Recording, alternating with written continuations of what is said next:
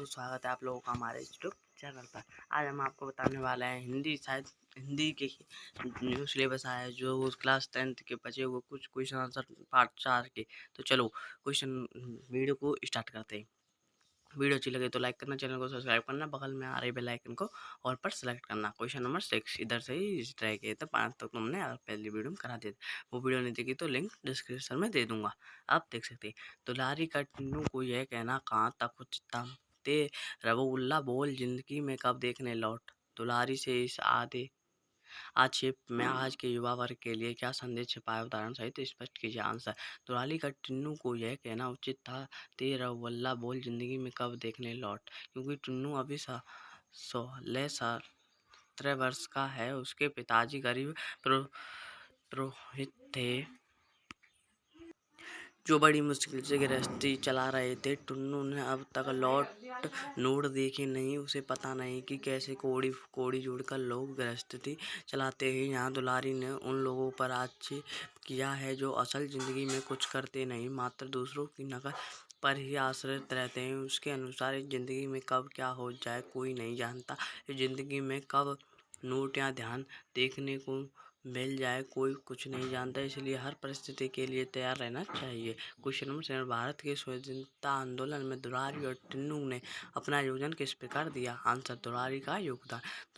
दुलारी प्रत्यक्ष रूप में आंदोलन में भाग नहीं ले रही थी, फिर भी अप्रत्यक्ष रूप से उसने अपना योगदान दिया था। विदेशी वस्त्रों के बहिष्कार हेतु चलाए जा रहे आंदोलन में दुलारी ने अपना योगदान सिखों द्वारा दिए गए रेशमी साड़ी के बंडल को फेंक कर दिया। टुन्नू का योगदान सॉरी ब्रो, जो मेरा गला बैठ गया थोड़ा। टुन्नू ने स्वतंत्रता संग्राम में एक सिपाही की तरह अपना योगदान दिया। उसने रेशमी कुर्ता व टोपी के स्थान पर खादी के वस्त्र पहनना आरंभ कर दिया। अंग्रेज विरोधी आंदोलन में उसने सक्रिय रूप से भाग लिया था और इसी सहभागिता के कारण उसने अपने प्राणों का बलिदान दे दिया। क्वेश्चन नंबर 8, दुलारी और टुन्नू के प्रेम के बीच उनका कलाकार मन और उनकी कला थी। यह प्रेम दुलारी को देश प्रेम तक कैसे पहुंचाता है। आंसर, टुन्नू 16 वर्ष का युवक था और दुलारी ढलते यौवन प्रवणा थी। दुलारी टुन्नू की काव्य प्रतिभा पर मंत्र मुग्ध थी। दुलारी और टुन्नू के हृदय में एक दूसरे के प्रति अगाध प्रेम था और यह प्रेम उनकी कला के माध्यम से ही उनके जीवन में आया था। दुलारी ने टुन्नू के प्रेम निवेदन को प्रत्यक्ष रूप से कभी स्वीकार नहीं किया, परंतु वह मन ही मन उससे बहुत प्रेम करती थी।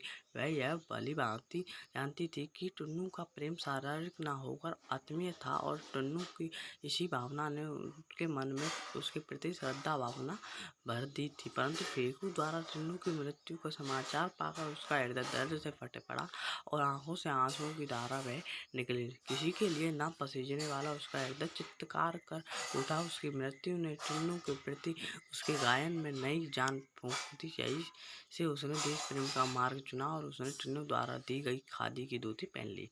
क्वेश्चन नंबर 9, जलाए जाने वाले विदेशी वस्त्रों के ढेर में अधिकांश वस्त्र फटे पुराने थे, परंतु दुलारी द्वारा विदेशी मिलों में बनी कोरी साड़ियों का फेंका जाना उसकी किस मानसिकता को दर्शाता है। आंसर, आज़ादी के दीवानों की एक टोली जलाने के लिए विदेशी वस्त्रों का संग्रह कर रही थी। अधिकतर लोग फटे पुराने वस्त्र दे रहे थे। दुलारी के वस्त्र बिल्कुल नए थे।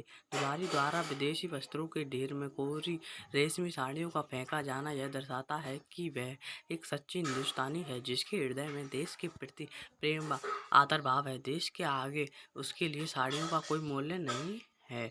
उसके हृदय में उन रेशमी साड़ियों का मोह नहीं था। यह उसकी सच्चे देश प्रेम की मानसिकता को दर्शाता है। वीडियो अच्छी लगी तो लाइक करना, चैनल को सब्सक्राइब करना प्लीज दोस्तों, हमारे सब्सक्राइबर पूरे करवा दीजिए। मन पर किसी का वश नहीं, वह रूप या उम्र का कायल नहीं होता। टुन्नू के इस कथन में उसका दुलारी के प्रति किशोर जनित प्रेम व्यक्त हुआ है, परंतु उसके विवेक ने उसके प्रेम को किस दिशा की ओर मोड़ा। आंसर, टुन्नू दुलारी से प्रेम करता था। वह दुलारी से उम्र में बहुत ही छोटा था। वह मात्र 17-16 साल का लड़का था। दुलारी को उसका प्रेम उसकी उम्र की नादानी के अलावा कुछ नहीं लगता था, इसलिए वह उसका तिरस्कार करती रहती थी। टुन्नू का यह कथन सत्य है। उसका परिवार आत्मिक था, इसलिए उसे दुलारी की आयु या उसके रूप से कुछ लेना देना नहीं था। टुन्नू के आचरण ने दुलारी के हृदय में उसके आसन को और दृढ़ता से स्थापित कर दिया। टुन्नू के प्रति उसके विवेक ने उसके प्रेम को श्रद्धा का स्थान दे दिया। अब उसका स्थान अन्य कोई व्यक्ति नहीं ले सकता था। उसकी मृत्यु ने टुन्नू के प्रति उसके प्रेम को सबसे समक्ष प्रस्तुत कर दिया। उसने टुन्नू द्वारा दी गई खादी की धोती पहन ली। जब अंग्रेज अफसर द्वारा उसकी निर्दयता पूर्वक हत्या की गई, तब टुन्नू के प्रति मौन प्रेम की अभिव्यक्ति के लिए उसने देश प्रेम का मार्ग चुना। क्वेश्चन नंबर 11, ठेया जुलनी हैरानी और रामा का प्रतीकार्थ समझाइए। आंसर ये कह रहा है इस पाठ का महत्व समझाइए। इस कथन का सात्विक अर्थ है कि इसी स्थान पर मेरी नाक की लौंग खो गई है, मैं किससे पूछूं। नाक में पहना जाने वाला लौंग सुहाग का प्रतीक है। दुलारी एक गौन हारिन है, उसने अपने मन रूपी नाक में टुन्नू के नाम का लौंग पहन ली है।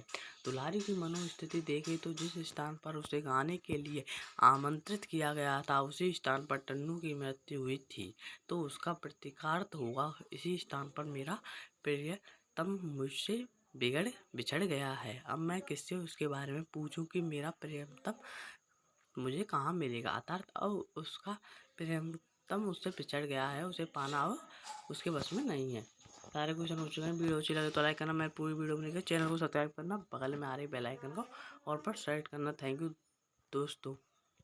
बगल में आ रही बेल आइकन को ऑल पर सेट करना। थैंक यू दोस्तों। Thanks for